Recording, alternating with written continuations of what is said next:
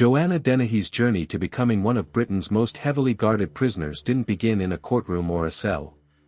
It began years earlier, in an ordinary town, where her life slowly shifted from troubled adolescence to a path that shocked the entire nation. Today, she is one of only a handful of women in UK history to receive a whole-life order, a sentence that guarantees she will never walk free again. But what does life look like for a woman considered too dangerous to live among other inmates? What does isolation, restriction, and permanent confinement do to a person who once sought chaos, drama, and control?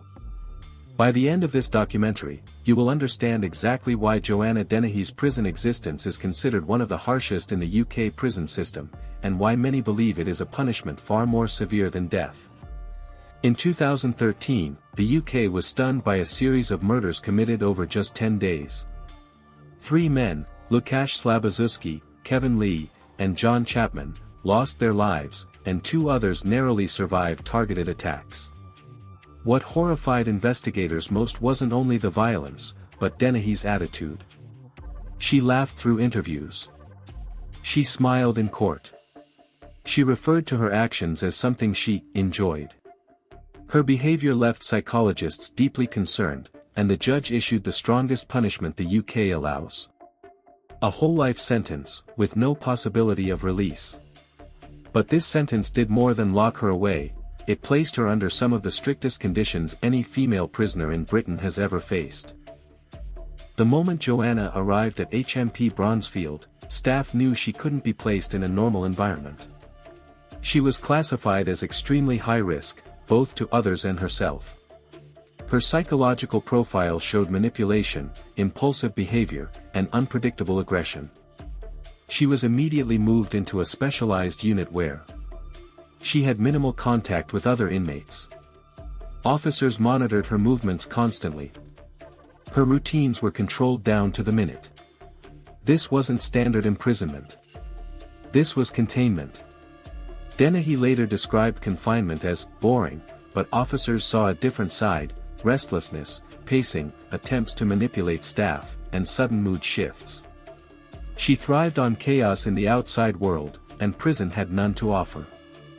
Months after sentencing, Dennehy attempted something that forced the prison system to completely rethink how they handled her. Along with another inmate, she developed a plan to escape and harm a staff member. The plot was discovered before anyone was hurt, but the message was clear. Joanna Dennehy could not be housed like a normal prisoner. From that day forward, she was placed in even tighter restrictions, similar to long-term separation. No access to standard programs. No work assignments. No open movement. No direct contact with most prisoners. Limited access to shared areas. Her life became a loop of silence, steel doors, and supervision. Her cell is small, controlled, and sterile. Her interactions are limited to officers trained to handle high-risk offenders. Her daily schedule never changes. Prison psychologists say that individuals with Dennehy's personality, thrill-seeking, impulsive, dominant, struggle intensely in environments without stimulation. They rely on excitement to feel in control. But isolation removes all of that. An officer who worked with her said, "She is a mind built for chaos, living inside a world designed to remove it. This is her true punishment, not physical pain, but the slow, grinding weight of repetition and monotony." Inside women's prisons, crimes like Dennehy's create a unique reaction. Some inmates fear her. Some avoid her entirely. Some resent the attention her case receives. Unlike many long-term prisoners who eventually settle into routines, Dennehy cannot integrate. She cannot share cells, join workshops, or build friendships. Every officer is alert around her. Every movement she makes is assessed. She remains under constant monitoring because officials cannot rule out future violence. And she knows this.